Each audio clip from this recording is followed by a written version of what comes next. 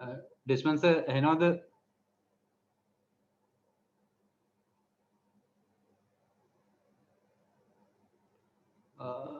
මම දැන් ඩිස්මන්ස මේ ලොග් වෙමින් ඉන්නවා. මේ මොබයිල් ෆෝන් එක වැඩ කරන්නේ නැහැ. මේ ස්විච් ඔෆ් වගේ මේ සර් ලොග් වෙනවා කියලා මේ මෙතන හැමෝටම පේනවා ඇති.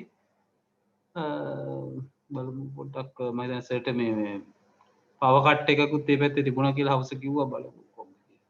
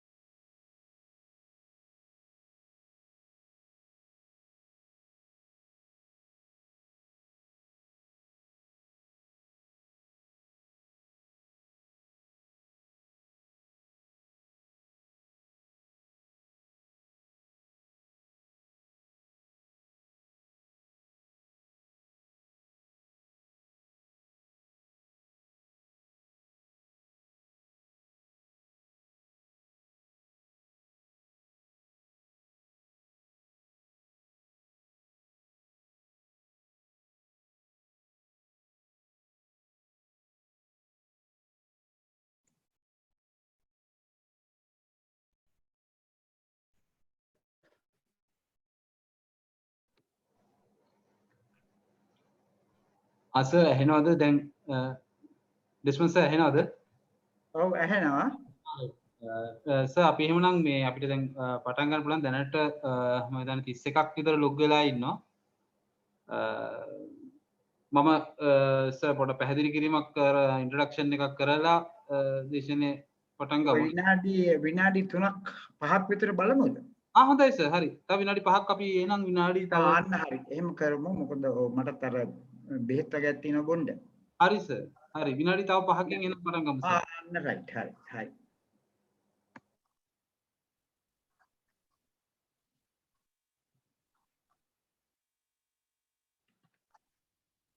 ඔය මේ හරිද? මම කකුලේ තෙල් ටික ගන්න නැද්ද? කකුලේ රැට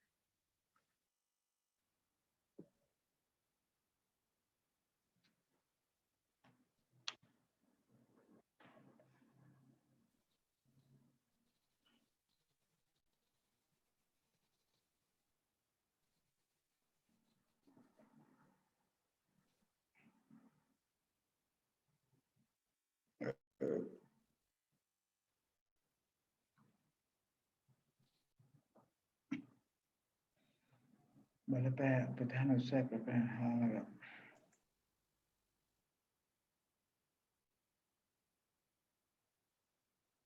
තෙල් බෝතලේ තියනවද මගේ කකුලේ ගාන එක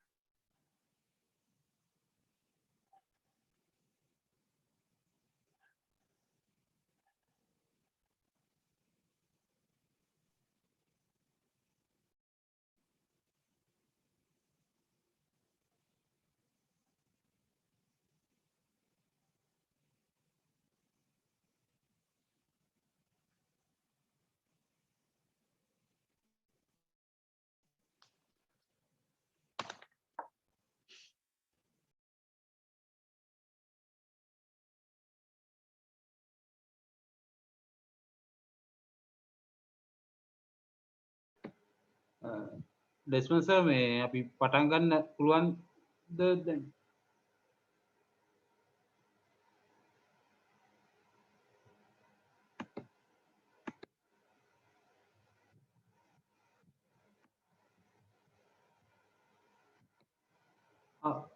සර් පොඩ්ඩක් අන්මියුට් කරනවද මේ මයික් එක?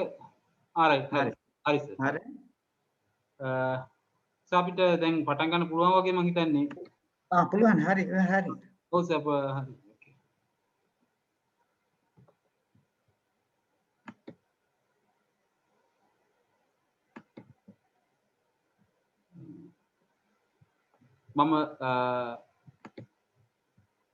මම දේශපාලනයට ප්‍රථමයෙන් යම් හැඳින්වීමක් කරන්නම්.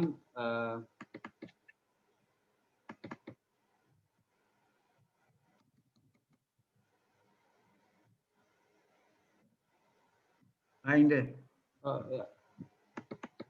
ඔව් හරි එහෙනම් දර්ශන එහෙනම් සර් හරි.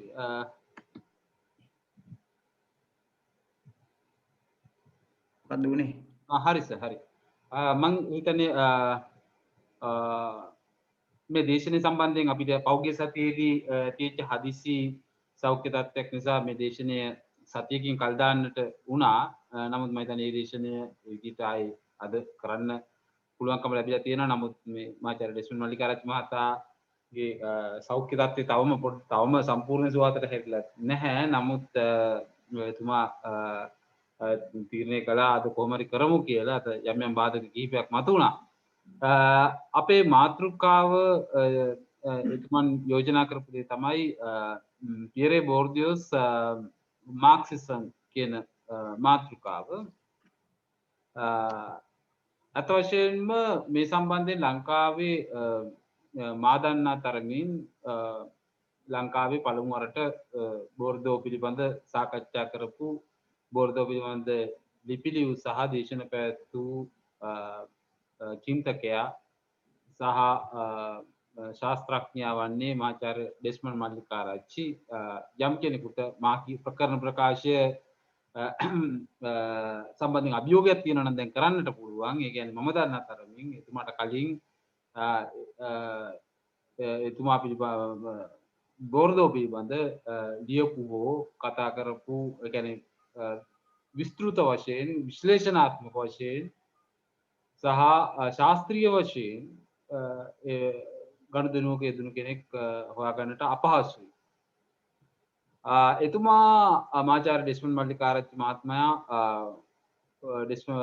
බෝර්දෝ ගැන ඉංග්‍රීසි භාෂාවෙන් ලිපි මාලාවක් රචනා කරනවා.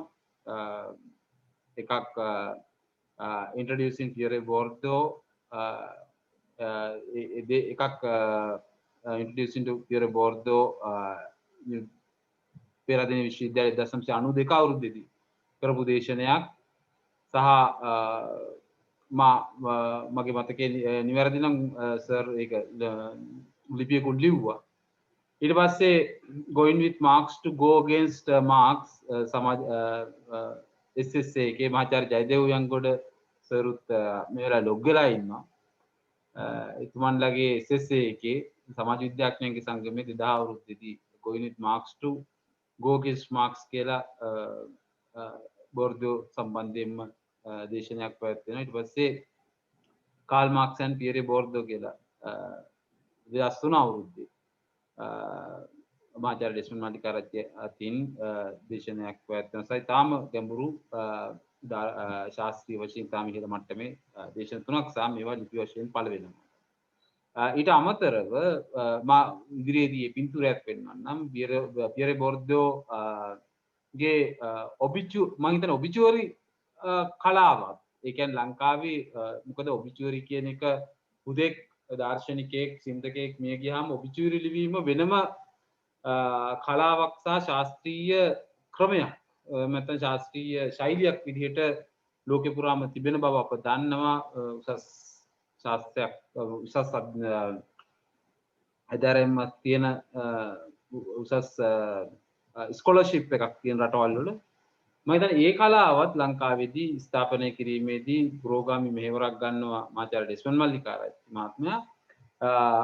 පියරේ බෝර්ඩෝ අභාව ප්‍රාප්ත වුණාට පස්සේ ඔහු සම්බන්ධයෙන් ඔබිචුවරි එකක් මරණ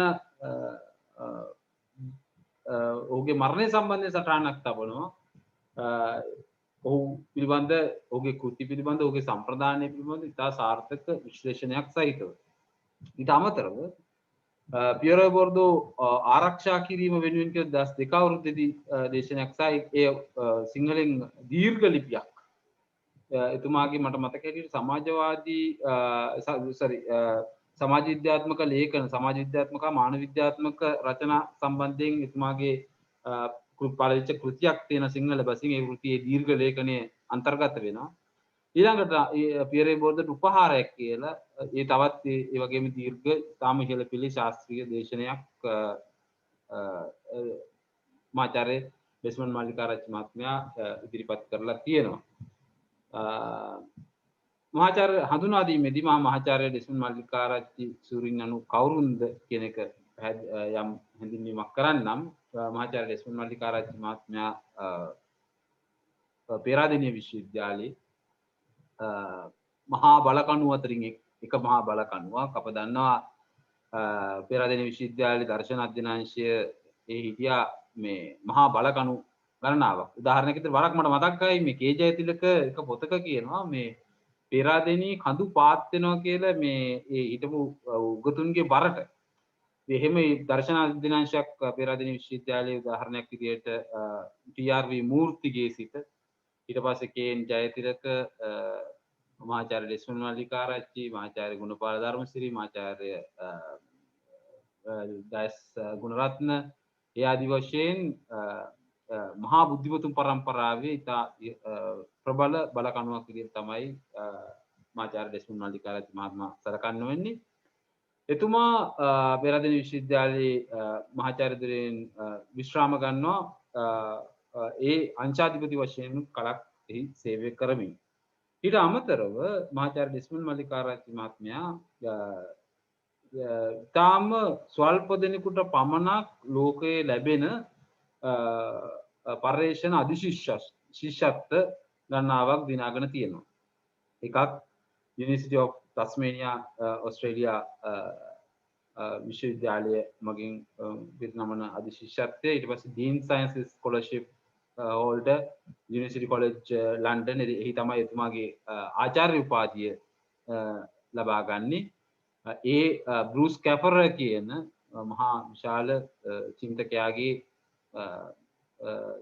අධීක්ෂණය යටතේ ඊට අමතරව Commonwealth Vice Chancellors Committee and Principals සම්මානය දිනා ගන්නවා. ඊට පස්සේ University of London හිම ගෞරව අධිශිෂ්‍යත්වලාභියෙක් බවට පත් වෙනවා. වෙනග්‍රෙන් පදනමේ නිව්යෝර්ක්කි අධිශිෂ්‍යත්වලාභියෙක් බවට පත් වෙනවා. මේ ආදි වශයෙන් මේ මම හිතන්නේ මේ ටිකක් විතරයි මම දන්නා තරමින් මා දැකලා තිබෙන තරමින් එතුමාගේ CV එකම පිටු 400ක් විතර වෙනවා. ඒක අපිට කියන්න කාලයක් නොවේ. මේ මහාචාර්ය ඩෙස්මන්ඩ් මල්ලිකාරච්චි මහත්මයා පියරේ බෝර්දෝ පෞද්ගලිකව මුණගැසුණු අවස්ථාවක ඔහු සමග ගනුදෙනු කරපු මා දන්නා තරමින් ලංකාවේ එකම මහාචාර්යවරයා පියරේ බෝර්දෝ සමග හමු වී ගනුදෙනු කර හඳුනන සාකච්ඡා කර ඇති සහ ඔහු සමග ගනුදෙනු කරන ඒ විතරක් නෙවෙයි පියරේ බෝර්දෝ විතරක් නෙවෙයි මහාචාර්ය ඩෙස්මන්ඩ් මල්ලිකාරච්චි මහත්මයා ලෝකේ බොහෝ ශාස්ත්‍රඥයන් සමග ගනුදෙනු කරලා තියෙනවා. ඒක මා ඔහුගේ ශිෂ්‍යෙක් විදිහට දන්නවා. ටෙරි ඊගල්ටන් එතකොට කාල් බාත් එතකොට ගොම්බ්‍රිජ් ඒ ආදි වශයෙන් බෲස් කැපර ඒ ආදි වශයෙන් ලෝකේ මාෂල් සහාලින්ස් මේ වගේ ලෝකයේ බිහිවෙච්ච මහා විශාල පෙරේ චින්තකයෝ දාර්ශනිකයෝ රැසක් එතුමා සමීප ගනුදෙනුවක් කරලා තිබෙනවා. මේ පියරේ බෝර්දෝගේ අත්තකුරු ඒ එක් අවස්ථාවකදී පියරේ බෝර්දෝ මුණ ගැසුණු අවස්ථාවකදී මේ ඉන් අදර් වර්ඩ්ස් කියන කෘතිය එතුමාට පිළිගන්නනවා. ඔහුගේ පියරේ බෝර්දෝ ඔහුගේ අත්තකුරෙන් අත්සන් කරලා. ඊළඟට මේ අර බෝර්දෝ ආරක්ෂා කිරීම සඳහා කියන මෙන්න මේක මේ සිංහල පොත දැනට අපිට ගන්න පුළුවන් වෙළඳ පොලේ මම දැකලා තියෙන සරසවි බුක් ෂොප් එකේ එහෙම තියෙනවා මේ පොත. මේ පොතේ මේක දීර්ඝ ලිපියක් තිබෙනවා. ඩ්‍රේවර්ස් ආර් ඇබුනෝට් එරෙහිව බෝර්දෝ ආරක්ෂා කිරීම සඳහා කියන මේ දීර්ඝ ලිපිය. ඊට අමතරව ඉන් ඩිෆෙන්ස් ඔෆ් බෝර්දෝ කියලා ඉංග්‍රීසි භාෂාවෙන් තවත් දීර්ඝ ලිපියක් ලියනවා.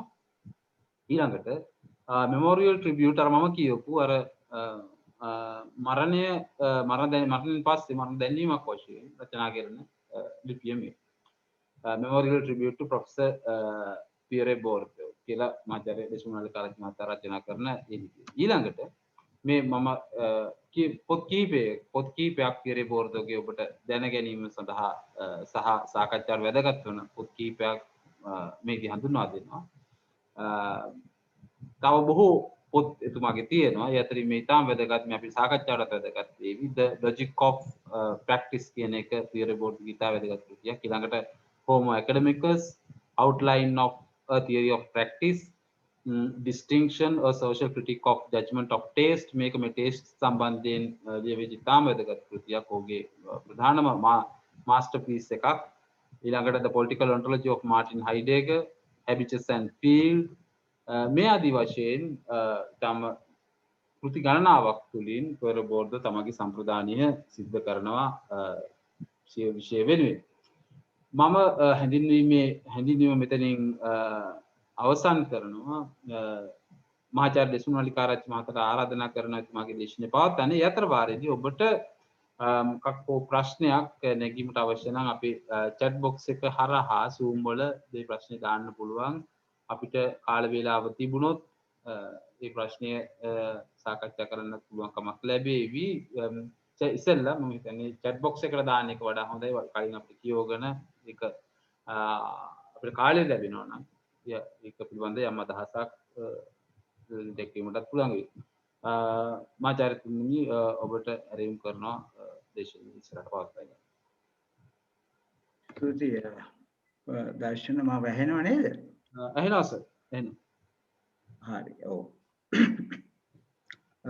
ඉස්සෙල්ලාම ඇත්තටම මට කියන්න වෙන්නේ මම මේ කතා කරන මේ දාර්ශනිකයා පියරේ බෝර්දෝ සහ සමාජ විද්‍යාඥයා විශේෂයෙන්ම මම නම් අනන්‍යතාවයක් සපයන්නේ සමාජ විද්‍යාඥයෙක් හැටියට පියරේ බෝර්දෝව. කෙසේ වෙතත් පියරේ බෝර්දෝගේ මේ විසින් මේ ඉදිරිපත් කරන ලද ප්‍රාග්ධනය කියන එකේ අධ්‍යාපන ප්‍රාග්ධනය පිළිබඳව මා විසින් සමුච්චනය කරන ලද දේවල් සම්බන්ධයෙන් දර්ශන විසින් මේ මාව හැඳින්වීමේදී කරපු එකම ඇත්ත වශයෙන්ම පිරිබොර්දෝගේ මේ අධ්‍යාපන ප්‍රාග්ධනය සහ සමාජ ප්‍රාග්ධනය කියන දෙක මම සමුච්චනය කරන හැටි පිළිබඳව තමයි ඔය කතන්දරෙන් කිව්වේ. මම හිතන්නේ මම ඒක බලාපොරොත්තු වෙන්නේ නැහැ. නමුත් ඒක දර්ශන කරලා හොඳ ප්‍රවේශයක්. මොකද මේ ප්‍රාග්ධනයේ එක්තරා ප්‍රකාරයක් හැටියට බොර්දෝ හඳුනා ගන්න ලබන අධ්‍යාත්ම ප්‍රාග්ධනයේ කොහොමද සමාජ ප්‍රාග්ධනයට පරිවර්තනය වෙන්නේ, ඊට පස්සේ ඒක සමාජ විට සංස්කෘතික ප්‍රාග්ධනයකට පරිවර්තනය වෙන්නේ මේ මම මාව ගත්තොත්. බොර්දෝ ගත්තත් එහෙම තමයි. මොකද අපි සාමාන්‍ය පවුල් වලින් ඇවිල්ලා අද අධ්‍යාපන ප්‍රාග්ධනයක් ලබාගෙන ඒකෙන් සමාජ ප්‍රාග්ධනයක් ඇවිල්ලා ඒක දර්ශනයේ බ්ලොග් එකට ඇවිල්ලා think tank එකට ඇවිල්ලා think tank එකෙන් සමාජගත වෙනකොට මගේ ප්‍රාග්ධනයේ සමුච්චනේ ශක්තිය පේනවන්නේ නේද? මගේ බලය බෝධත්වක සම්බන්ධ කරනවනේ බලයත් එක්ක. ඒක නිසා බෝධත් එහෙම තමයි කියලායි මම කියන්නේ. මම මේ තාම දේශන මේක පටන් ගත්තේ නැහැ. මම මේ දර්ශනයේ මම පිළිබඳව කරන ලද හැඳින්වීම බෝධෝ හැඳින්වීමට ඉතාමත්ම උචිතයි කියලායි මට හිතෙන්නේ. මොකද බෝධත් බොහොම සාමාන්‍යයෙන් ඉතාමත්ම කෙසේ වෙතත් අර්ධ පහළ මධ්‍යම පන්තික පවුලකින් ඇවිල්ලා ওই තත්ත්වයට ඇවිල්ලා ඒක පාපොච්චාරණය කරන ඔය කෘතීන් වලදී කීපවතාවක්ම වගේ මෙහෙමයි විශේෂයෙන් අධ්‍යාපන ප්‍රාග්ධනය ගැන කතා කරන තැන්වලදී ඒක මට නම් පේන්නේ බෝධෝගේ ජීවිතත් එක්ක ඒක සම්බන්ධ අපි ඔක්කොගෙම එහෙම තමයි. බොහොමයක්ම දෙනෙක්. බොහොමයක් සංස්කෘතික ප්‍රාග්ධනයක් නැතුව ආපු අය, එහෙම නැත්නම් ආර්ථික ප්‍රාග්ධනයක් නැතුව සමාජයට බිහිවෙච්ච අය හැරුණාම ඒගොල්ලෝ අතලොස්සයිනේ. අනිත් අය ඔය විදිහට තමයි තමන්ගේ අධ්‍යාපන ප්‍රාග්ධනය හරහා සමාජ ප්‍රාග්ධනයක් ඇති කරගෙන සමහර විට ඒක සංස්කෘතික ප්‍රාග්ධනයකට පරිවර්තනය. මම ඒ ගැන පස්සේ කතා කරමු. පිරිබොර්දෝගේ දහන සංකල්ප පිළිබඳව හඳුන්වා දීමේදී මේක මම අරගත්තේ දර්ශන මාව හඳුන්වා දීමේදී මගේ ප්‍රාග්ධනය විශේෂ අධ්‍යාපන ප්‍රාග්ධනය සහ සමාජ ප්‍රාග්ධනය පිළිබඳව කතා කරපු නිසා ඒක බොර්දෝට බොහොම පැහැහෙනවා යනවා. කෙසේ වෙතත් මේ think tank කියන දර්ශන අශෝකගේ මේ බ්ලොග් එක හරහා මේ ගැන මේ මට මම බොර්දෝ ගැන ගොඩනගාගත්ත සුළු දැනුම. මොකද අපි ඔක්කොම දැනුම් සුළුයි. අපේ තියෙන චූල දැනුමක් මහා දැනුමක් නෑ අපිට. ඒ නිසා බොර්දෝ පිළිබඳවත් මට තියෙන සුළු දැනුමක්.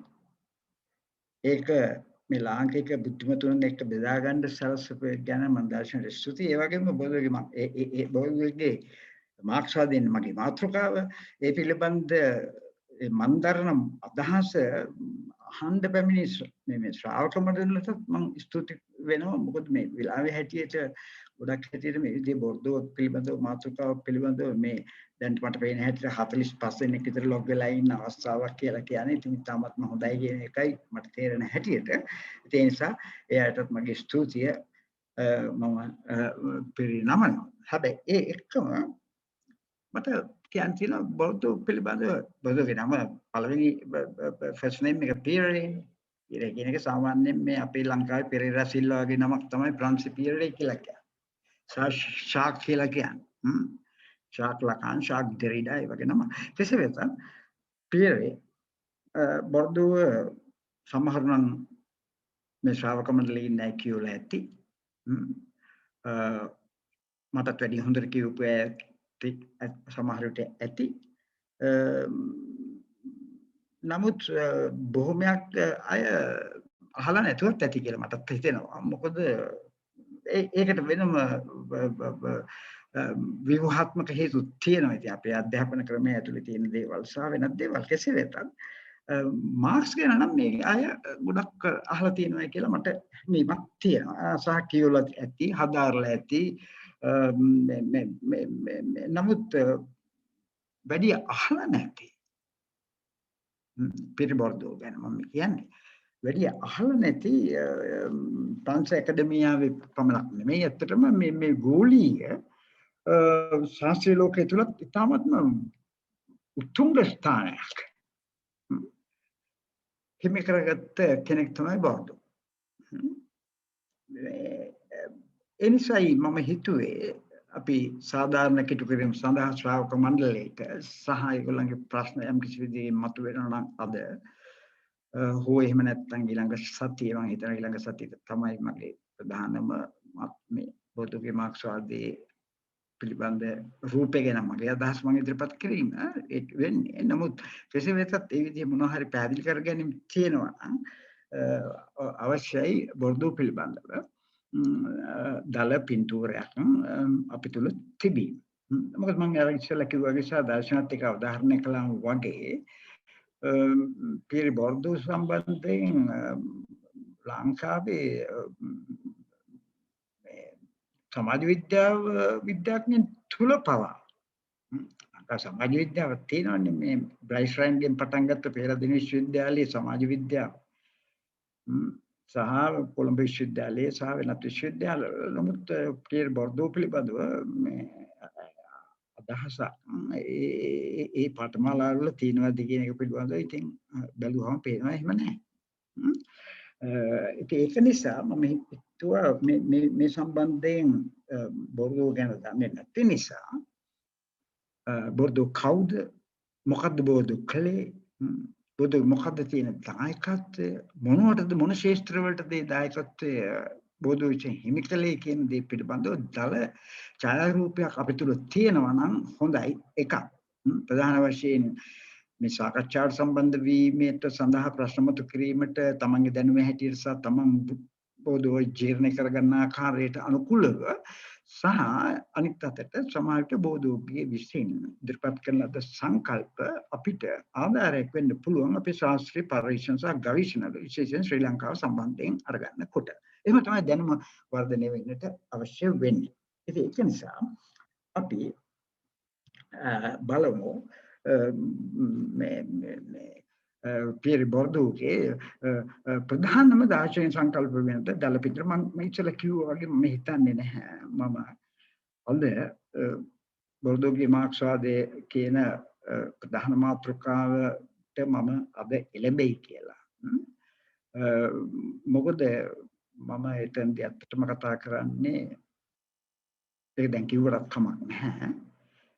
මම ඊළඟ දවසට වෙයි මම හිතන හැටියට අද බොර්දෝ හඳුන්වා දීම විතරක් මගේ කරන එකක් මගේ අසනික තත්ත්වය උඩ සහ මට වැඩි කාලයක් මේ සම්බන්ධයෙන් ගත කරන්න බැරි නිසා අනිත් එක බොර්දෝ පිළිබඳව බොර්දෝ සහ මාක්ස් අතර තියෙන සම්බන්ධය පිළිබඳව කතා කිරීම මේ පැයකින් දෙකකින් තුනකින් හතරකින් පහකින් කරන්න පුළුවන් දෙයක් නොවන නිසා මොකද දෙන්නම බොර්දෝ කෙසේ වෙතත් මාක්ස් ඉතාම දැවැන්ත ශාස්ත්‍රීය ප්‍රතිරූපයක් අපි දන්න විදිහට.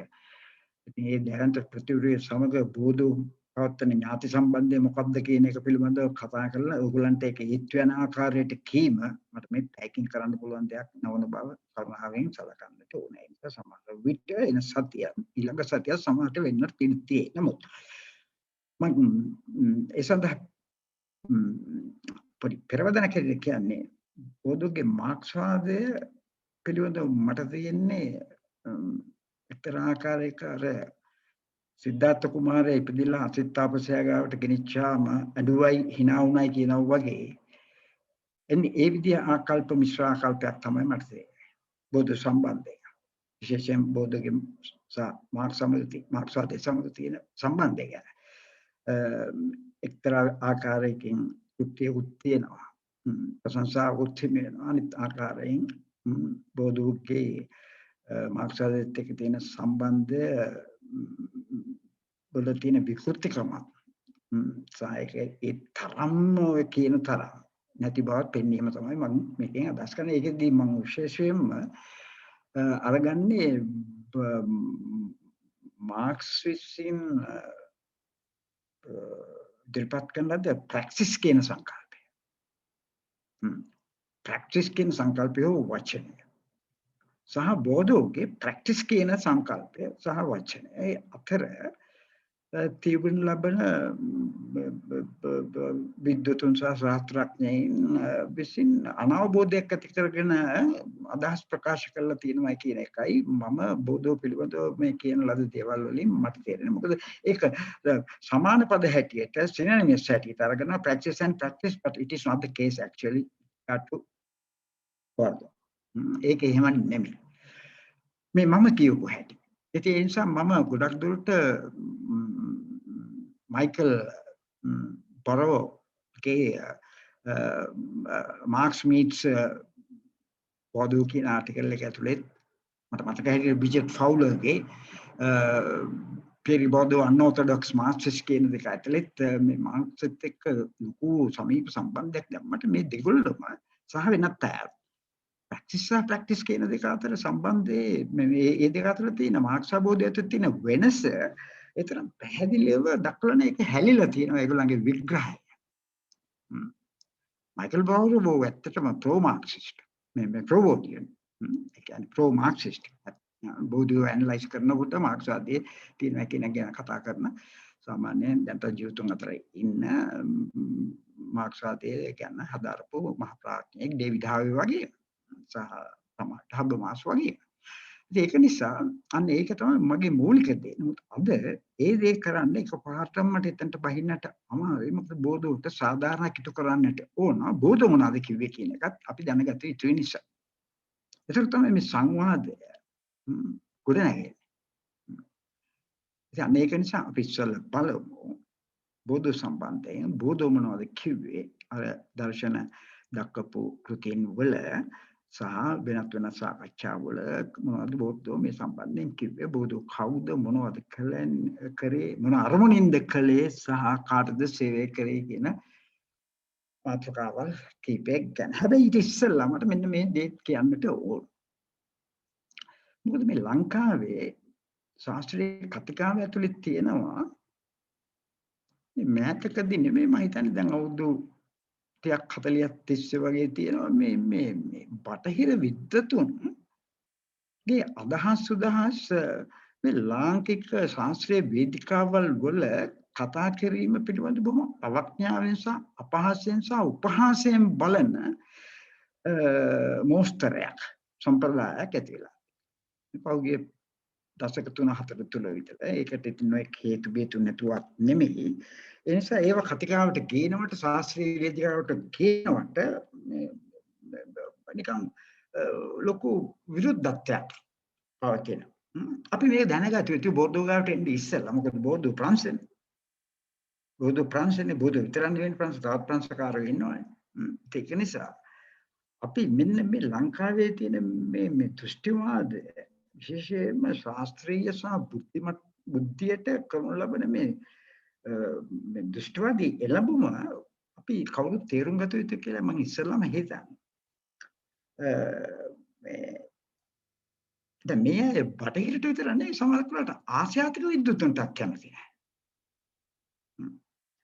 ඒකෙන් වෙන්නේ මොකද්ද? බුද්ධිමය දරිද්‍රතාවයේ බලෙන් කැඳව ගන්නවා තමන්ගේ ඔළුව වලට. එතකොට විශේෂයෙන් මේගොල්ලෝ කැමති නැහැ මේ මං කියන කට්ටිය දැන් වචනාකට වගේ කොළඹ නගරේ පුරාම වගේ තරුණ බුද්ධිමතුන් සහ මධ්‍යම වයසේ බුද්ධිමතුන් හයිඩෙගර් ගැන ඩෙරිඩා ගැන පොලොන් මේ මොනවාද සාත් ගැන ආදි වශයෙන් විවිධ සාකච්ඡා කරන එක තාමත් හොඳ ප්‍රවණතාවයක් හැටියට මම දකිනවා. ඒ සාකච්ඡාවල් මේ වලින් අපේ තරුණ පරම්පරාවේ බුද්ධිය ටිකක් පුළුල් කිරීමට මහන්සි වෙන එක පිළිබඳව. ඒ කියන්නේ වගේ සම්පූර්ණ කෘතඥතාවය පළ වෙනවා. නමුත් මම මේ කිව්වේ ඒගොල්ලෝ ගැන නෙමෙයි. මම මේ කියන්නේ ඒට විරුද්ධ පාර්ශවයක් ගැන. ඒ නිසා මේ පිළිබඳව කතා කරන හරි වැරදි. සාහසිකයි. එක පැත්තකින් අනිත් පැත්තෙන් දෘෂ්ටිවාදී ඊළඟ පැත්තෙන් ජාතිවාදී. ප්‍රදේශවාදී. මම ඊයේ පෙරේද මේ ළඟදී දැක්ක සමාජ මේ මොනවාද ජාලක මේ සමාජ ජාලයක තියෙනවා සෝෂල් මීඩියා වල මේ මාක්ස් ගැන කියලා තියෙන කමෙන්ට් එකක් කවුද කියලා පුයකට මේ මිනිස්සයා කමෙන්ට් එකක් දාලා තියෙනවා මාක්ස් ඔය පරසුද්දා. මොකටද ඔය පරසුද්දා අපිට අපේව තියෙන්නේ. බලන්න මොන තරම් පහළද. මොන තරම් ලාබාලද මේ විදිහට හිතන පරසුද්දා. ඒ වචනෙමත් වැරදින මාක්ස් සම්බන්ධයෙන් කතා කරනකොට.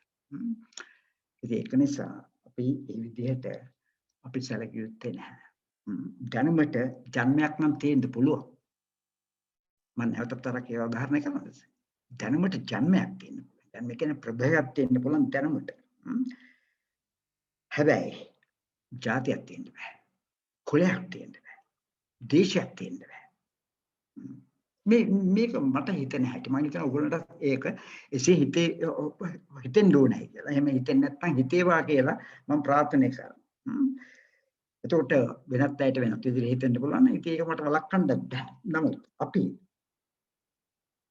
ලාංකික සමාජය කියන්නේ මිනිස්සු ජීවත් වෙන සමාජයක්. ප්‍රංශේ බෞද්ධ ජීවත් වෙච්ච කාලේ ඇල්ජීරියාවේ එහෙම නැත්නම් ප්‍රංශ ජීවත් වෙච්ච කාලේ මාර්ක්ස් ජර්මනි ජීවත් වෙච්ච කාලේ බුදුහාමුදුරුවෝ කිඹුලත්වර ජීවත් වෙච්ච කාලේ මිනිස්සු ජීවත් වුණා. සමාජයකයි ජීවත් වෙන්නේ.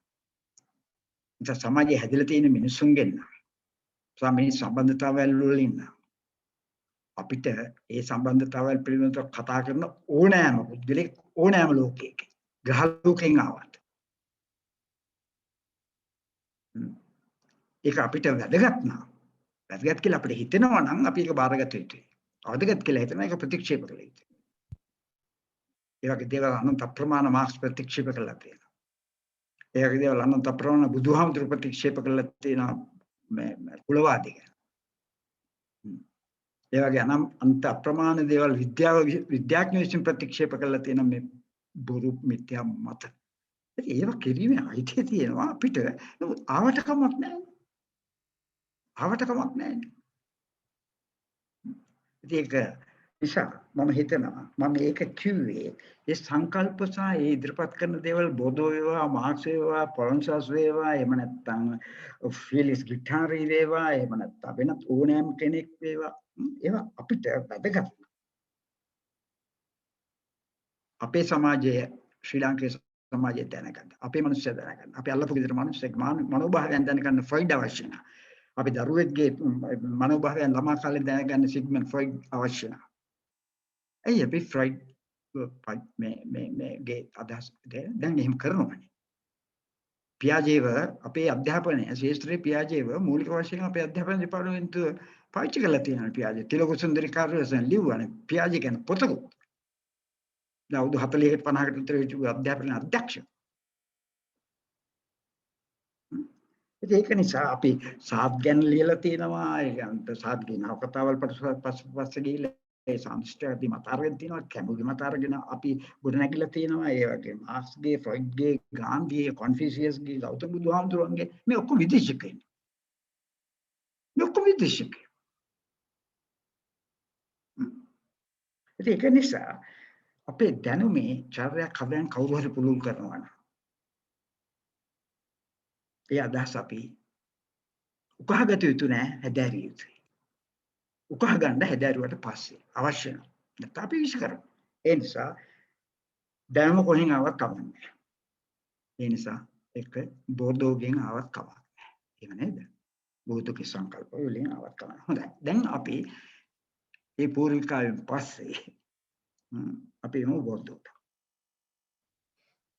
මොකද මම ඉස්සෙල්ලා කිව්වා වගේ බෞද්ධ සම්බන්ධයෙන් මේ ශ්‍රාවක මණ්ඩලයේ මඩුල්ලේ ඉන්න සමහරුන්ට දැනුමක් නැති වුණාම ඒගොල්ලන්ට ලොකු අසාධාරණයක් වෙනවා මේ දේශනාවට සම්බන්ධ වෙන එක සම්බන්ධයෙන් කාලේ. ඒ නිසා යමකට කාලේ කැප කරනවා ඒ කාලෙන් ප්‍රයෝජනයක් තියෙනවා. ඒකෙන් යම් කිසි ප්‍රාග්ධනයක් තමන්ට එන්නට ඕන.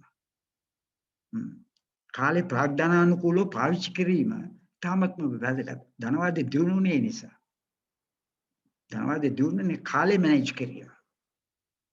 ඒ නිසා කාලේ කියන්නේ නැත්නම් ප්‍රාග්ධනයට තියෙන ලබන එකම මෙවලම.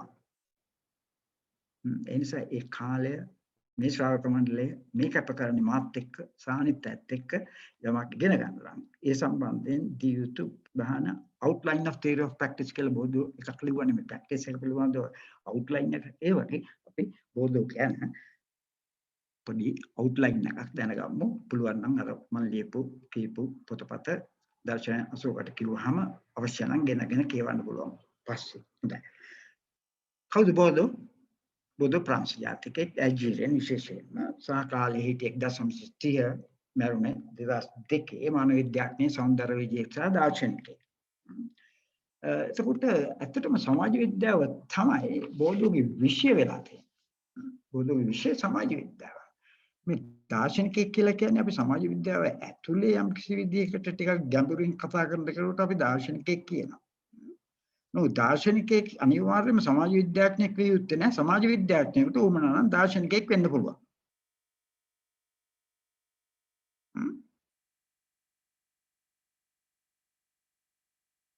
නමුත් බෝධෝගේ පතපත බැලුවාම කියන අදහස් බැලුවාම අවධාරණය කරන දේවල් දිහා බැලුවාම සමාජ විද්‍යාව ගෙන යන දිශානති දිහා බැලුවාම බෝධෝ සමාජ විද්‍යාඥයෙක්. හැබැයි ඊටම ප්‍රතික්ෂණ විද්‍යාවට සමාජ සම්බන්ධතාවයන් පිළිබඳව හදාරපු පරිශන කරපු සමාජ විද්‍යාව. ඒ තමයි බෝධෝ උතුංග සමාජ විද්‍යාඥයෙක් වෙන්නේ සමාජ විද්‍යා කතිකාව ඇතුළේ සහ මේ ශාස්ත්‍රය ඇතුළේ. මොකද මම ඉස්සෙල්ලා කිව්වාගේ සමාජ sociological theory බෝධෝ. Sociology of aesthetics. Sociology of sociology. කොහොමද බෝධෝගේ ප්‍රධාන මාතෘකාවල හැටියට විශේෂයෙන් මේ ඇල්ජීරියා පොත ලිව්වට පස්සේ 1962 ඊට පස්සේ 1971 මට මතක හැටියට 71 හෝ 73 outline of theory of practice වලින් පස්සේ බෝධෝ එන්නේ කෙලින්ම සමාජ විද්‍යා ශාස්ත්‍රයට.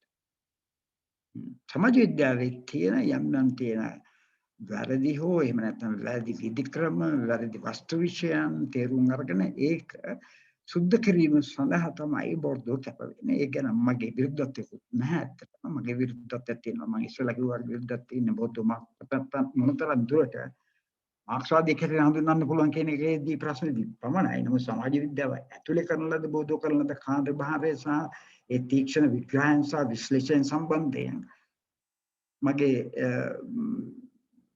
අමනාපයක් නැහැ. හරි. එහෙමනම් බෝධෝගේ සමකාලීනව කවුද?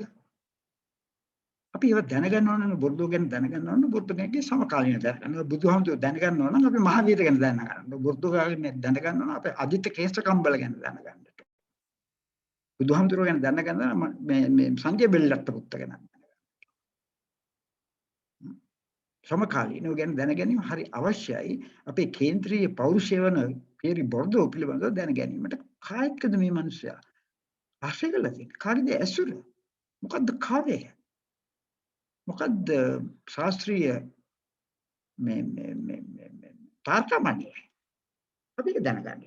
ඒක නිසා එහෙම අරගත්තොත් අපිට ඉන්නවා මෙන්න මේ නම් ටික මම නිකන් කියන්නේ මේක. මොකද අපි මේව දැනගත යුතුයි. මම කිව්වනේ මම බෝධෝගේ මාක්ස්වාද ගැන මම කතා කරනවා පස්සේ.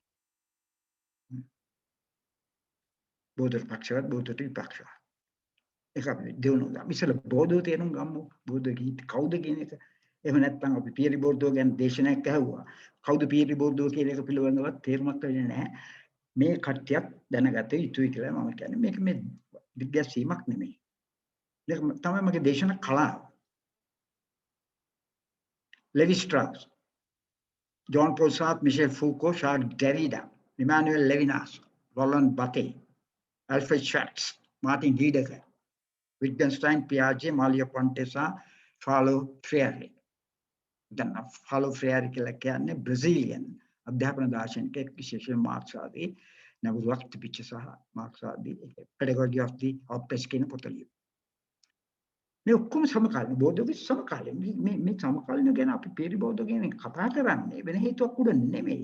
බෝධෝට ලැබිච්ච බලපෑම මොනවද? බෝධෝ කායිකද මේ ක්‍රීඩාව කලේ මේ ශාස්ත්‍රීය ක්‍රීඩාව. habitus නිපදවනකට බෝධෝ. ෆීල්ඩ් තියරි එක නිපදවනකට බෝධෝ. කැපිටල් ගැන විවිධ ප්‍රකාර ගැන තමන්ගේ අදහස් ප්‍රකාශ කරනකොට බෝධෝ. බෝධෝ කියන්නේ රොබින්සන් ක්‍රූසෝ. තනි දූපතක නිකන් තනියෙන් හිටවු මිනිහෙක් නොවන බව කියන්නයි මම මේ අදහස් කරේ. මොකද බෝධෝට කියන බලපෑම් ගැන අපි පස්සේ කතා කරමු. අවශ්‍ය නැහැ.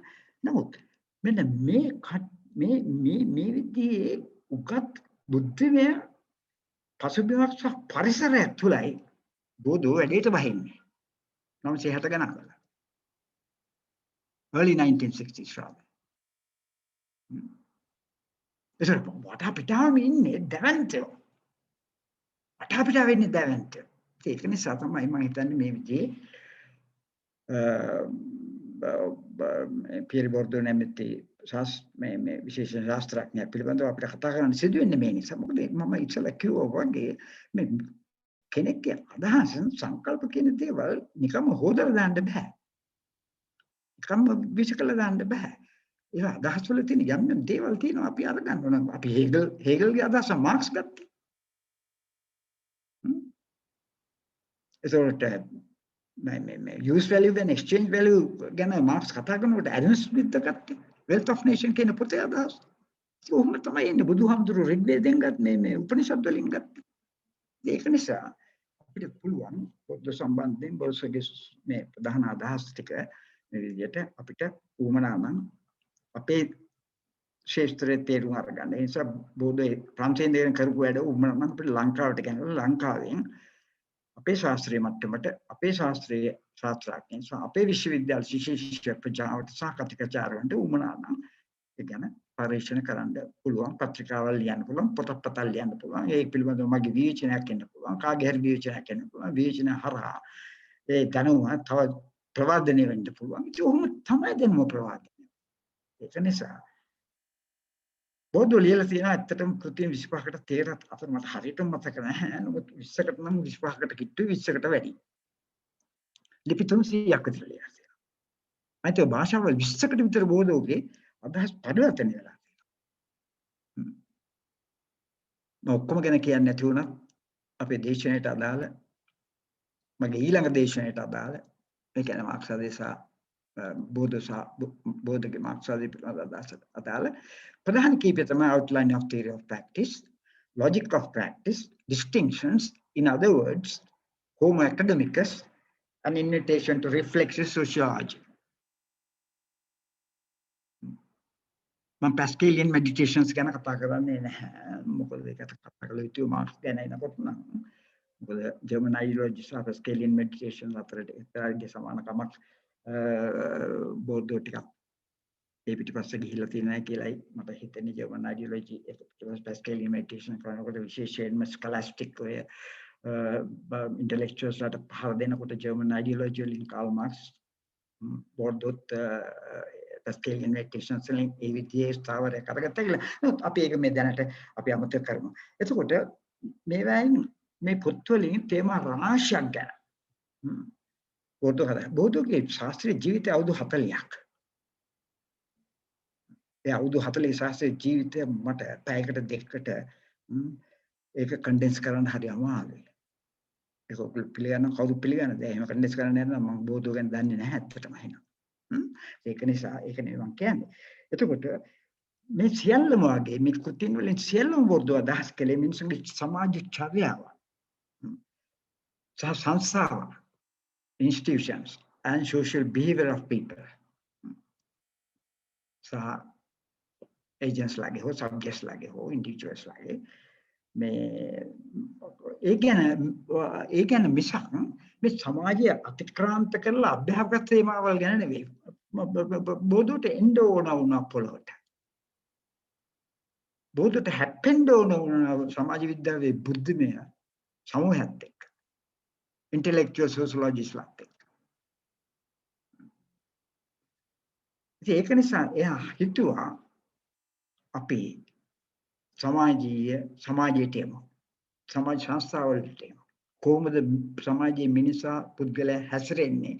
සමාජ ක්ෂේත්‍රයක් ඇතුලේ social field එක කොහොමද හැසිරෙන්නේ?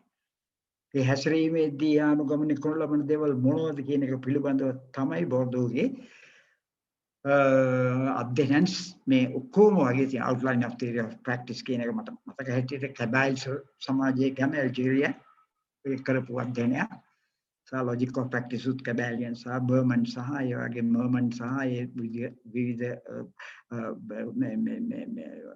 ගෝත්‍රික හෝ එහෙම නැත්නම් සමාජ සමූහයන් පිළිබඳව තමයි කියලා නමුත් ෆීල්ඩ් එකට බැස්සා. ඔක තමයි ෆීල්ඩ් එක කියන්නේ. ශාස්ත්‍ර කියන්නේ ඕක ආම්චා සෝසියොලොජි නෙමෙයි. ආම්චා සෝසියොලොජි කියන්නේ හන්සිපට ඉඳන කාමරේ ඉඳගෙන විදුලි පංකාවල් දාගෙන එහෙම නැත්නම් මේ මොනවාද වෙනත් සැප විහරණයේ යටතේ මේ සමාජ විග්‍රහ කරන එක. එහෙම කරලා හිටියා. කොම්ටේ වගේ. August count. සමාජ දුර්ගයි. දෙනව ප්‍රංශ.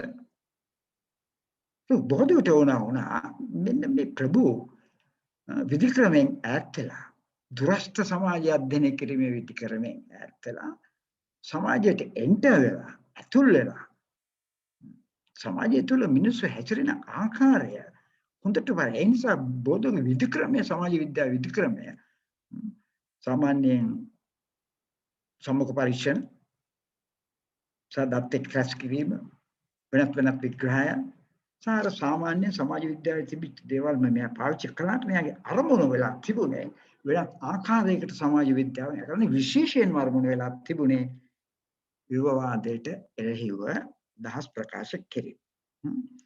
ඒ නිසා බෞද්ධ එක අතකින් මැටීරියලිස්ට් කෙනෙක් භෞතිකවාදී හේතු අභ්‍යවකාශ නෙමෙයි සමාජ විද්‍යාව කරේ. මේ භෞතික ලෝකේ සමාජ භෞතික ලෝකේ ඇතුළේ මිනිස්සු හැසිරෙන ආකාරය මිනිස්සුන්ට ඇගයුම් බලපාන ආකාරය මිනිස්සුන්ගේ ප්‍රාග්ධන සමුච්චයන් මිනිස්සු කරන ආකාරය සහ රැක ගන්නට කරනු ලබන වෙර දිරිය ඒව ගැන කතා කරේ. ඉතින් ඒක නිසායි බොදු තිබිච්ච සංකල්ප වලට අයින් කරලා සමහරක් ඒවා මම අර ඉස්සෙල්ලා කිව්ව විදිහට ලෙවි ස්ට්‍රaussගේ ස්ට්‍රක්චර් එක එහෙම් පිටින් අයින් කරා. මම එහෙම් පිටින් කියලා කිව්වට මම එහෙම් පිටින් කියන්නේ නැහැ මගේ දෙවෙනි දේශනයේදී. හරි මම දැන් කිව්වේ එහෙම් පිටින් අයින් කළා කියලා කිව්වේ අර මේ අපවත් එක්ක බෝධුවට උමනා වුණා ඒක එහෙම් පිටින් අයින් කරන්න ඕන බෝධුවට කොච්චර ඒ උමනාව සපුර ගන්න පුළුවන්ද කියන එක අපි ඊළඟ දේශනෙදී කරමු. To what extent that Bodha had been an anti-structuralist. ඒක පස්සේ කතා කරමු. කෙසේ වෙතත් ඔන්න ඔය සංකල්ප වලට නව අලුත් සංකල්පත් හැදුවා. දැන් ඒ අලුතෙන් හදපු සංකල්ප තමයි මම දැන් හඳුනලා දෙන්න යන්නේ තාමත් කෙටි. අපි ඒකට වෙලාව තියෙනවද මම දන්නේ නැහැ. නමුත් වෙලාව නැත්නම් අපි ඊළඟ බෝධෝගේ මාක්සල ඊළඟ දවසට දාමු. ඊළඟ සතියේ බෝධෝ ගැන කතා කරමු. කමක් නැහැ. දැන් පටන් ගත්තේ ඉවර කරන්නත් තිබේ. ඒක නිසා. හරි. බෝධෝගේ ප්‍රධානම සංකල්පය තමයි ප්‍රැක්ටිස් කියන එක. Practice, habitus, field, cultural capital, symbolic capital, agent and strategy. අපි ඔය සිංහලෙන් කියමුකෝ ප්‍රැක්ටිස් කියන එක නම් මම දන්නේ නැහැ මොකක්ද කියලා. ඒක තමයි මගේ ලොකුම අවුල තියෙන්නේ. මම දෙවෙනි දේශනයේදී කතා කරනත් කියලා හිටියට දැන්ටමත් ඔයගොල්ලෝ පොඩි නිකන් පොඩි මොකක්ද ඒක කියන්නේ? ඉංග්‍රීසියෙන් දෙන්නම්කෝ. මොකක්ද ප්‍රැක්ටිස් කියන එකට දානවා සිංහල වචනේ. භාවිතේ, ප්‍රායෝගිකත්වය, කාර්ය, ව්‍යාකරණ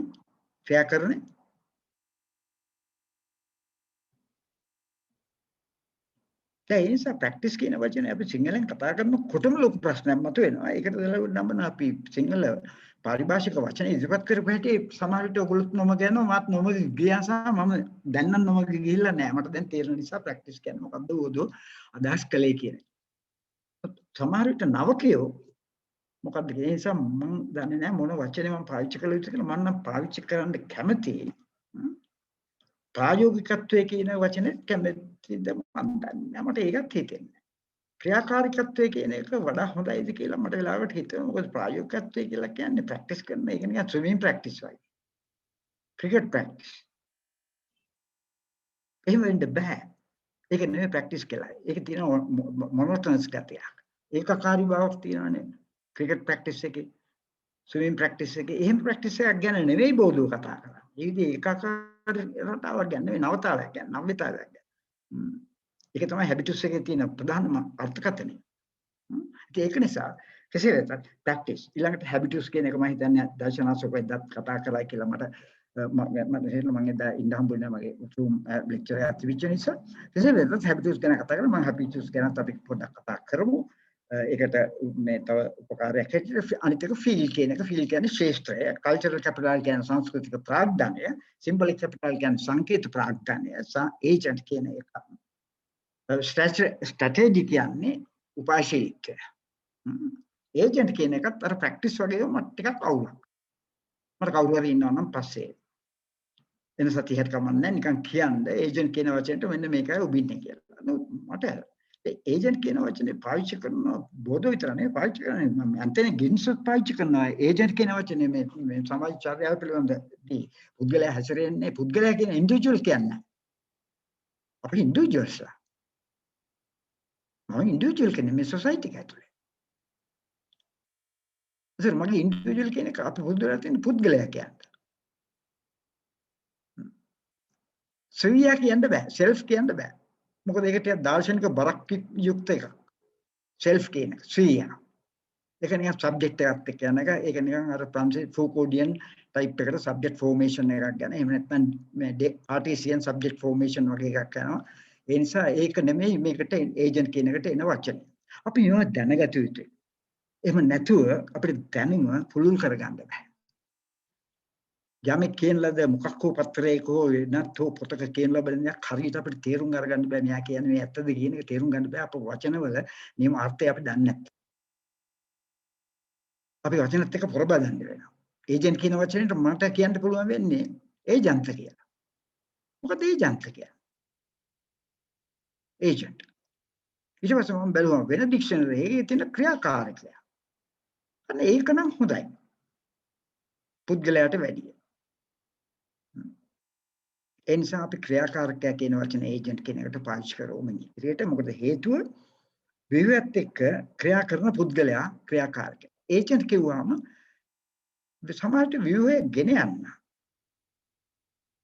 ඒජන්ට් ඔය ඉන්නේ මේ ඒජන්ට්ස්ලා මේක එක ෆයිනෑන්ස් කම්පැනිස් වල ඒජන්ට්ලා මොකක් හරි පැකේජ් එකක් විකුණන අය ඒ නිසා මෙතන මේ ස්ට්‍රක්චරල් පැකේජ් එක විකුණන කෙනෙක් හැටියට නෙමෙයි මම දන්නේ මොන සාමාන්‍ය ප්‍රංශ භාෂාවේ ඒජන්ට් කියන වචනේ අජින්ට මට ඒක හරියටම මේ ප්‍රොනවුන්ස් කරන්න අමාරුයි. නමුත් ඒක ඉංග්‍රීසියෙන් ඒජන්ට් කියලා සිංහලෙන් නියෝජිතයා කියන එක එනකොට වෙනස් අර්ථ වෙනස් වීමක් තියෙනවා කියන එක තමයි මගේ පෞද්ගලික හැඟීම. කෙසේ වෙතත් අපි පාවිච්චි කරමු ඉදිරියට බෝධෝ කතා කරන්නේ ක්‍රියාකාරකයා විවේට එරෙහිව කියලා. හරි. ඊළඟට ස්ට්‍රැටජි කියන්නේ නම් ඉතින් අපි දන්නවා උපාශීලීත්වය කියලා. ඉතින් ඒක නිසා දැන් මේවා බෝධෝ හඳුන්වන්නේ මොනවා හැටියද? මේවා බෝධෝ හඳුන්වන්නේ චින්තන මෙවලන් හැටියට. චින්තන මෙවලන් කියන්නේ thinking tools. මෙම tools එක තමයි මිනිස්සු හිතන්නේ පතන්නේ. සා මිනිස්සු ක්‍රියා කරන්නේ.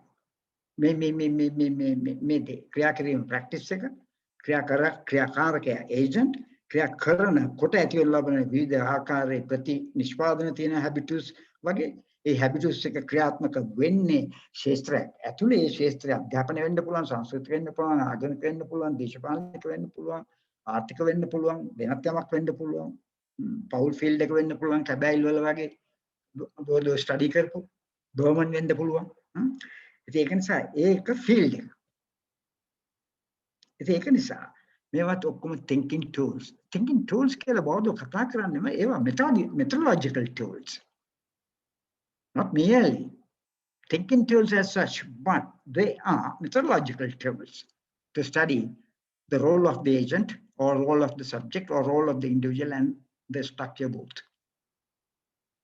So they are come tools නෙමෙයි. දැන් දුක්ඛ සත්‍ය tool එකක්ද? ඔද්දේශ නැතුව. ඒක tool එකක් නෙමෙයි. ඒක method එකක්. එක්තරා අපේ තේරුම් ගන්න. ඒක නිසා මේ ගොඩක් සංකල්ප ටූල් කියලා පාවිච්චි කරන්නේ බෝධෝ ටූල් කියන අර්ථයෙන් නෙමෙයි මේක නියනක් නෙමෙයි මේක කියතක් නෙමෙයි ලී කපන්න ඒවා tools thinking tools කියන්නේ you got to just make you something ඒක පාවිච්චි කරනකොට ඒක tool එක වෙන්නේ වෙන අර්ථයකින් tool එකක් තියෙන එක නිසා පාවිච්චි කරන්නේ එතකොට හොඳයි අපි පොඩ මහන්සියකුත් දැනෙනවා දැන් නම්. ඒක නිසා කොයිකටත් පොඩි දුරක් යමුකෝ අපි. හොඳයි. බෝධෝගේ මේ චින්තනය සකස් කිරීම සඳහා මම අර ඉස්සෙල්ලා කිව්වනේ බුදුහාමුදුරනේ චින්තනය සකස් කිරීමට උපනිෂද් බලපෑවා කියලා. ගොඩක් දුරට සා බුදුහාමුදුර ඒක ඇක්නොලෙජ් කරලා තියෙනවා. මාගේ මේ දර්ශනය පැරණි කීප දෙයක් හැටියට සහ කාල් මාක්ස් ඒ විදිහේ දේවල් අනන්ත ප්‍රමාණ කියලා තියෙනවා ඩෙමොක්‍රිටස් ගැන. සහ හේගල් ගැන.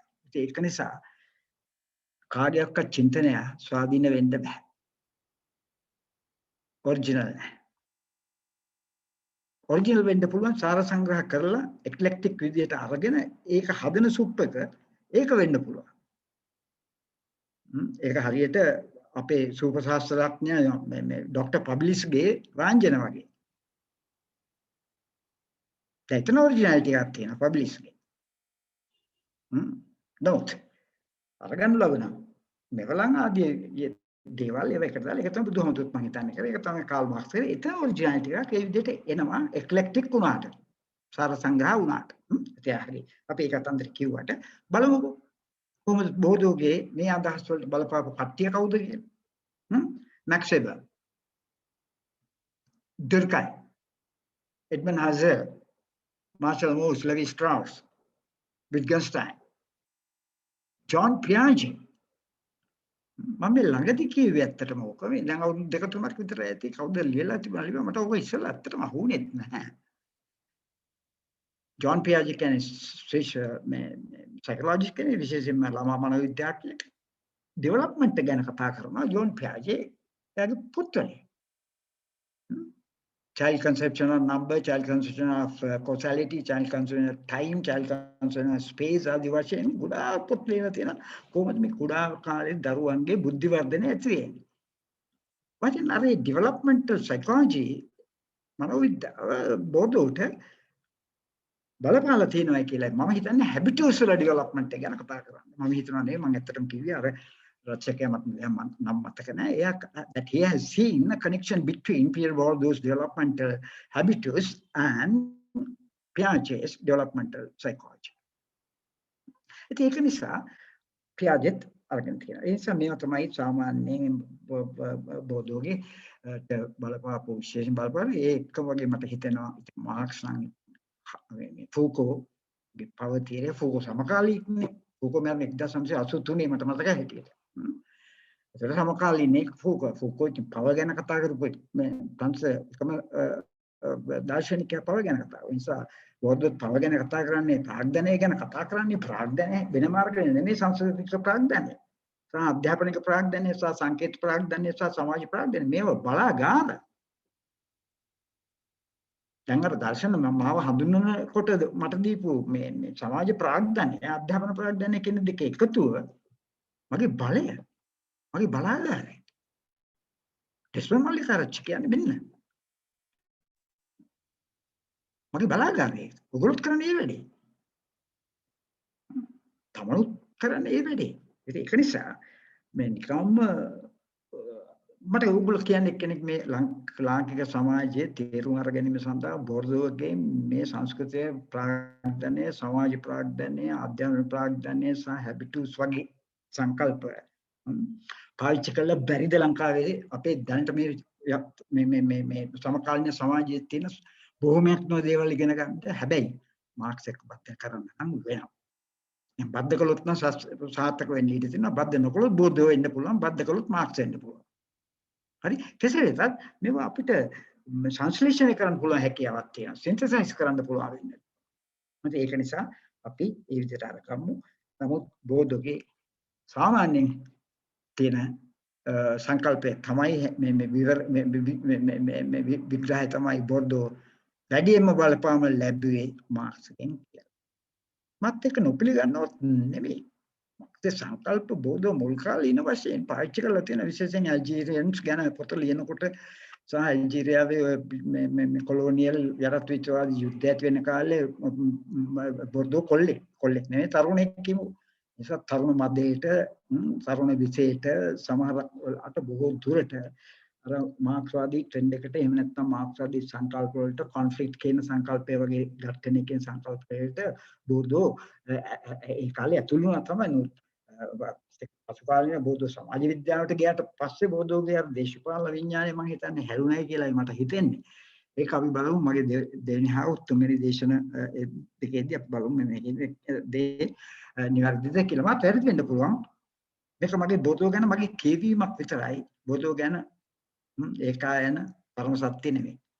ඒක මතක තියාගන්න.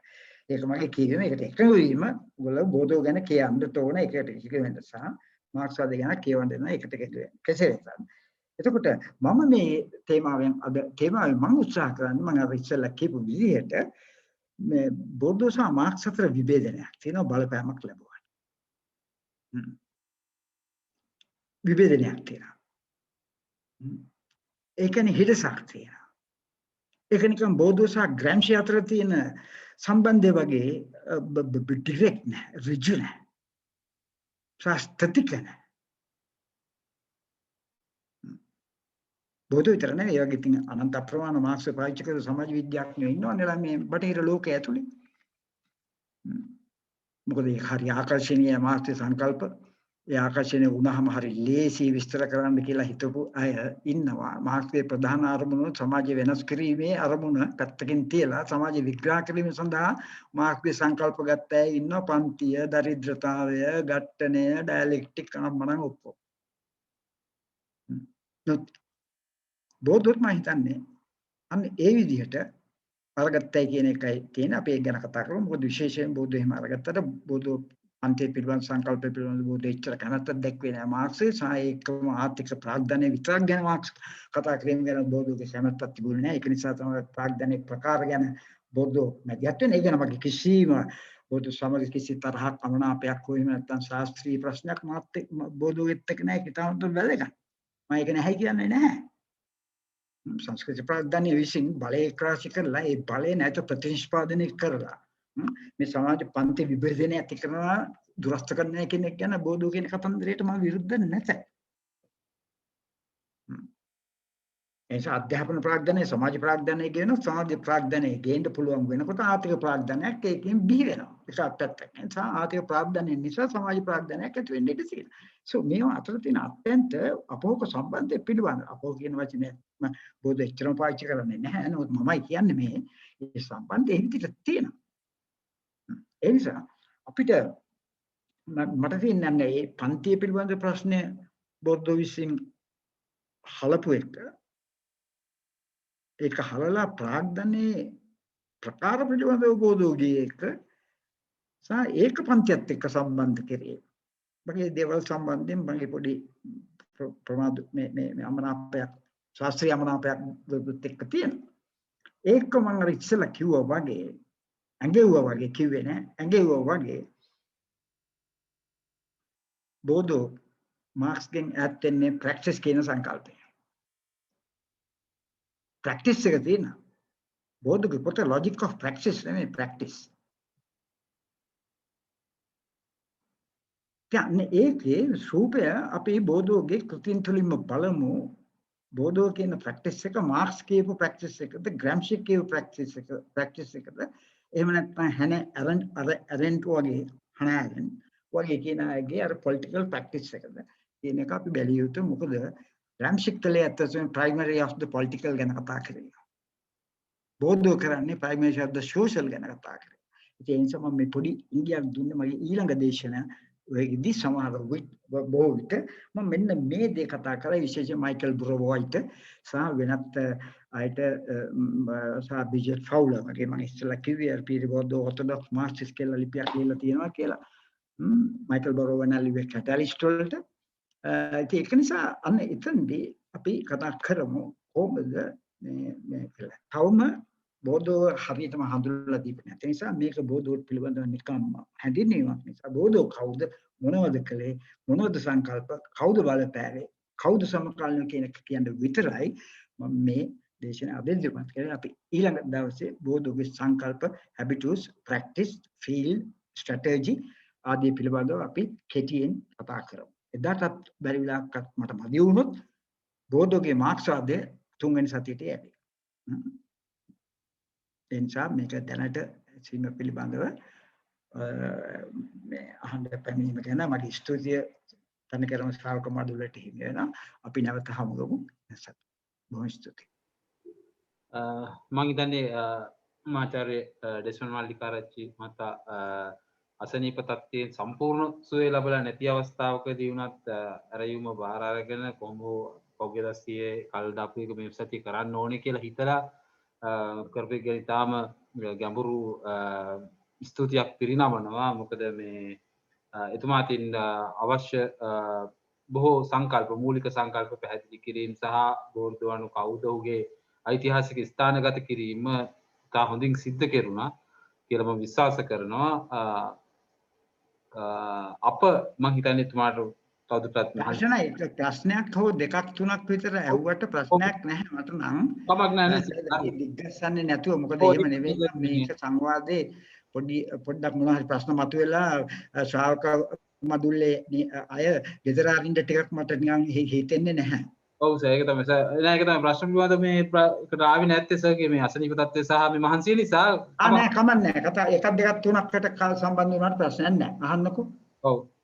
අපි ප්‍රශ්න වලට විවෘත කරමු මේ ප්‍රශ්න පැහැදිලි කර ගැනීම වලට පමණයි. ප්‍රශ්න නෙවෙයි මම කියන්නේ පැහැදිලි කර ගැනීම කියන්නේ. ඔව් පැහැදිලි කර ගැනීමක් කරනවා නම් කාට හරි යොමු කරන්නට පුළුවන්.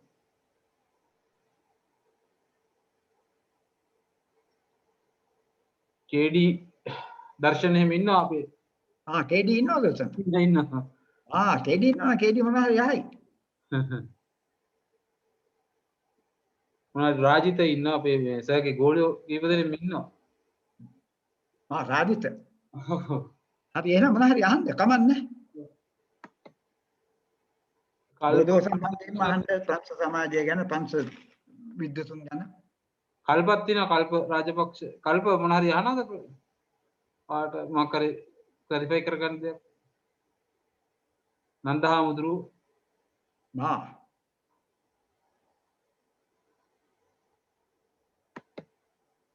අතුල ඔව් කල්ප මේ මොනක්වත් නැද්ද කල්ප? ලොකු ප්‍රශ්නයක් නෑ ප්‍රොෆෙසර් මම අහගෙන හිටියේ මේ බොහොම සතුටුයි අහගෙන මේ කියපු දේවල් ගැන.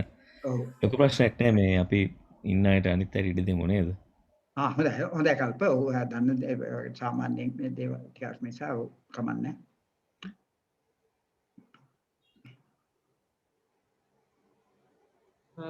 අපිත් එක්ක හැමදාම වගේ සම්බන්ධ වෙන බොහෝ දෙනෙක් ඉන්නවා. දිනේෂ් ඒ වගේ යුමාල් ඉන්නවා. ඕනෑම කෙනෙකුට ප්‍රශ්න අහන්න පුළුවන්. දරංජය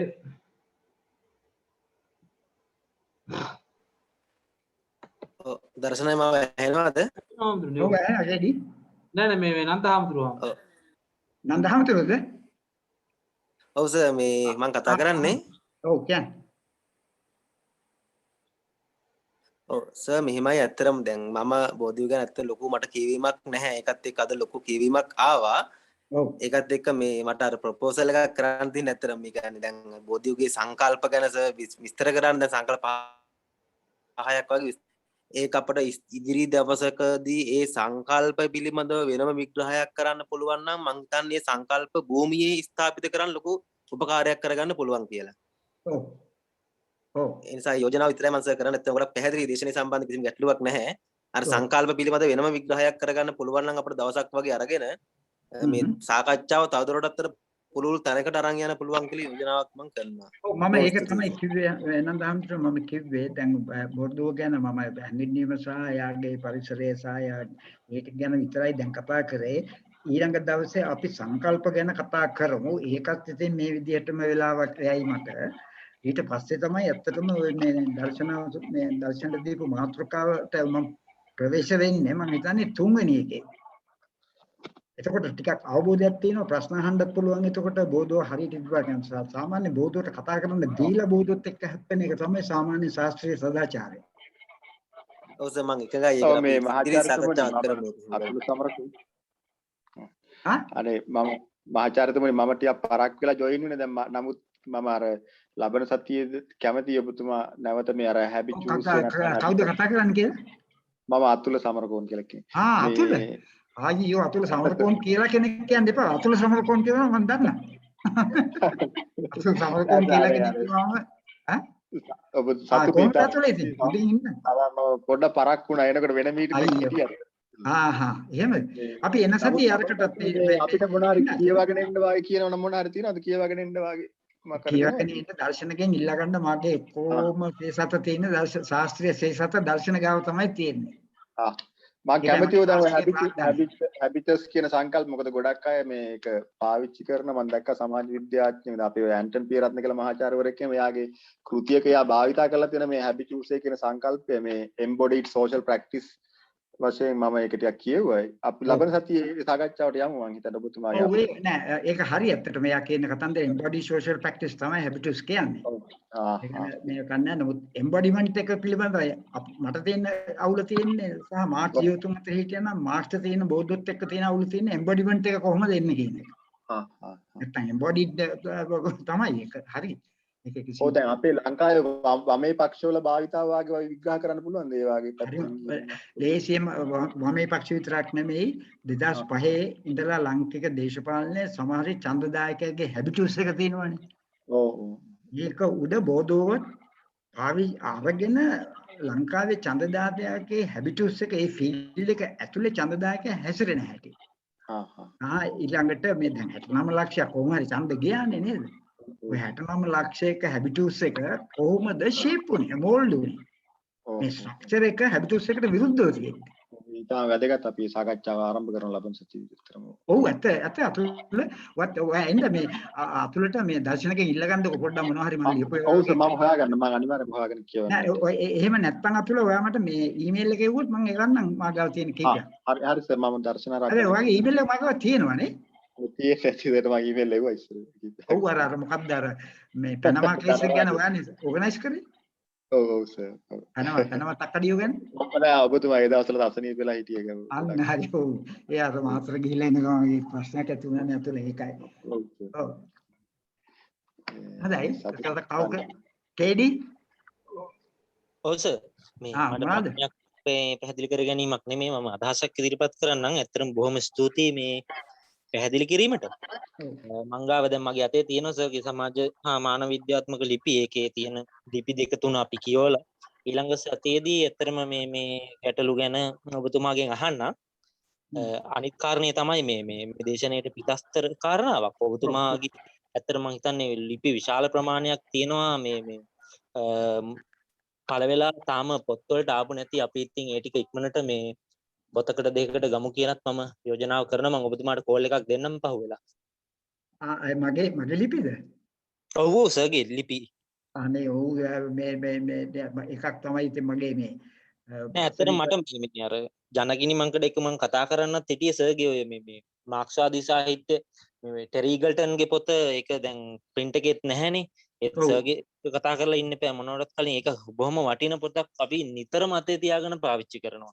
ඉතින් ඒ වගේ පොත් ටිකත් ආයෙ print කරන්න ඕනේ කරොත් හොඳයි කියලා මම හිතනවා. ඒක හොඳයි කේඩි. අනිත් එක මගේ ඇත්තටම තියෙනවා මේ අර මාක්ස්ගේ පරිසරය පිළිබඳව මාක්ස්ගේ කියවීම සහ විසඳුම කියලා පොත. ඒක මම තාම එළියට දැම්මේ නැහැ. ඊළඟට අර බර්ටෝල් බෙෂ් ගැන මම ලියලා තියෙනවා පොතක්. ඊළඟට ඇත්තටම මෙයා ගැනත් ලියනවා පතිරාජ සහ මේ රටක් ගැන සිතින් රටක් ගැන මම ලියලා තියෙනවා. ඒක තෙලිය දාන්න මේ කොවිඩ් කේස් එකයි කේඩි ඊළඟට මගේ මේ අතනීප පොඩි මේ තත්ත්වයන් නිසා සහ මේ Zoom lectures ආරම්භ වෙනවා ඔක්කොම කාලේ ගන්නවා මේ තාක්ෂණය විශ්ේ. ඒක තමයි තාක්ෂණයට විරුද්ධ ලිපි පෙළක් ගියා මට මතකයි විසංයෝජනය කිරීම කියලා. රාගේ පත්‍රේ ඒකත් එනවා මේ ඒක සෞන්දර්ය විශ්වවිද්‍යාලයෙන් print කරනවා කියලා කිව්වා කවුද අපේ සුනිල් හිනිදුම සුනිල් සබර්ගමුයි. ඔව් සබර්ගමේ දැන් එයා සබර්ගම එයා මේ මගේ ඉල්ලලා තියෙනවා මගේ පෝස්ට් මේ ස්ක්‍රිප්ට් එක මම ඒක යාට මේ අරින්ද හෙට අනිද්දා බලාපොරොත්තු වෙනවා. ආවේ අර මහා වංශය මේ සංයෝජනය කිරීම වගේ එක. මේ අපි කේඩි වෙලාවක අපි හම්බෙමු මේ වෙලාවෙම හම්බුමු. වඩා හොඳයි. ඔව් මං සර්ට කෝල් එකක් දෙන්නම් පහුවෙලා. ඔයාගේ මේ ඊමේල් නම් මං කියවනවා එන්නේ නේවා පොඩි පොඩි ඒවා. ඔව්. හරි කේඩි. thank you sir. කොහොමද ස්තුතියි. හරි. තකවුරක් තියනවාද? කො අපේ රාජිත? රාජිතත් හිටියා සර් මේ රාජිත දැන් සර් මම රාජ්‍යකී මං ගැන සර් ඔව් නැතුව වෙන කවුද නෑ තමන්ගේ ඩෙන්ටිටි එක නෑ තමන්ගේ ඩෙන්ටිටි එක තමන් මගෙන් අහනකොට හොඳයිද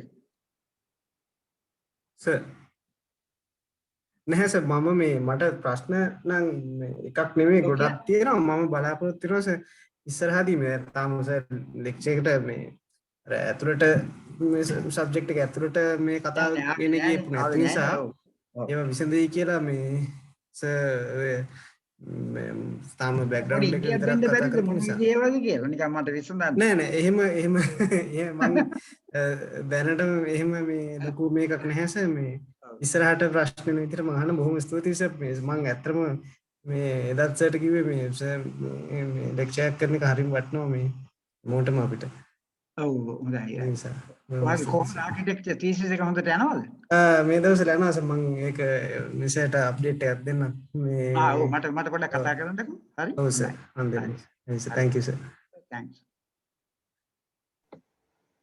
සර් අපිට මේ කල්පගේ මැසේජ් එකක් වැටලා තියෙනවා මේ සාකච්ඡාවට කෙලින්ම අදාළ නොවුනත් මහාචාර්ය ඩෙස්මන්ඩ් මල්ටිකාරච්චි පැහැදිලි කරපු මාක්ස් ගැන ජාතිකවාදී සහ ජාතිවාදී ලංකාවේ ගොඩනැගී ඇති විරෝධය වගේම මාක්ස් ඉතාම සාවද්ද විග්‍රහයකට සංවාද කව ඇතුලේ භාවිතයට ගන්න විදිය ගැනත් මම හිතන්නේ යම් අවධානයක් යොමු විය යුතුයි.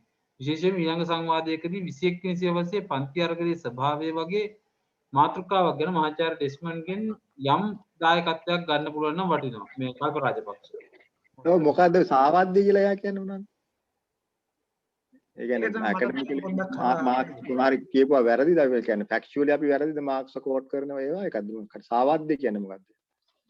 කවුද ඒක හරිම විග්‍රහය කරන්නේ මාක්ස් ගැන? ඔව් අය මේ දර්ශන ඔව් ඒ කවුද මේ අතුල නේද ඇහුවේ?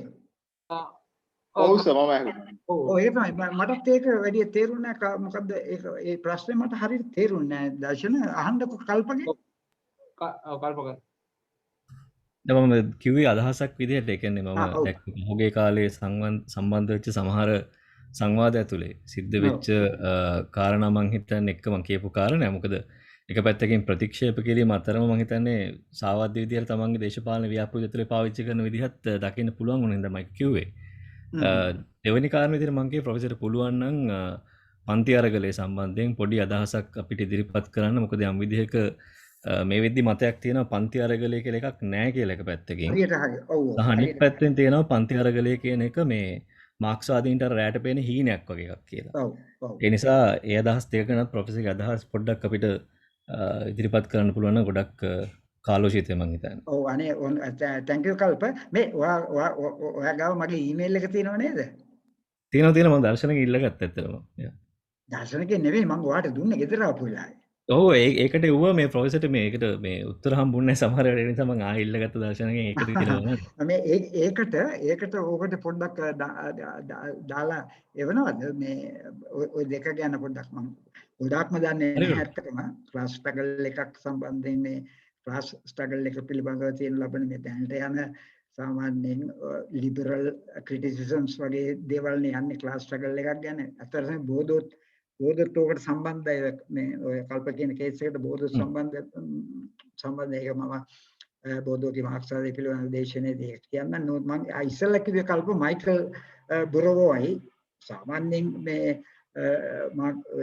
බෝධෝට මේ සානුකම්පිත සිම්පතටික් විදිහට කතා කරන්නේ මාක් කියන්නේ එයාට උනත් තේරුනේ නැහැ මේ ප්‍රැක්ටිස් කියන concept එකේ තියෙන political value එක.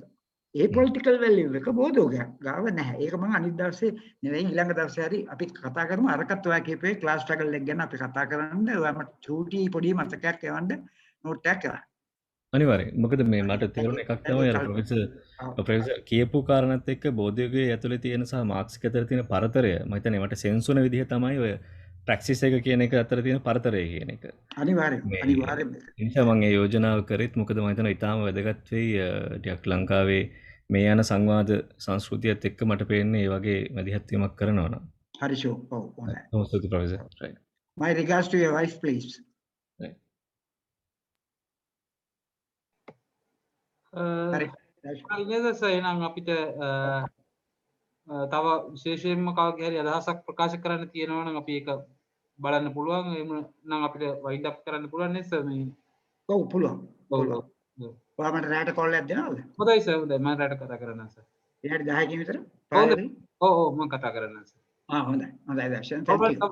කවුරුත් අදහසක් දක්වන්නේ නැහැ නේ. එහෙනම් අපි මෙතනින් සංවාදය ඉවර කරමු. සර් ලබන සතිය අපි එහෙමනම් මේකේ කන්ටිනියුේෂන් ඔව් ලබන සතියේ මේකමයි යන්නේ.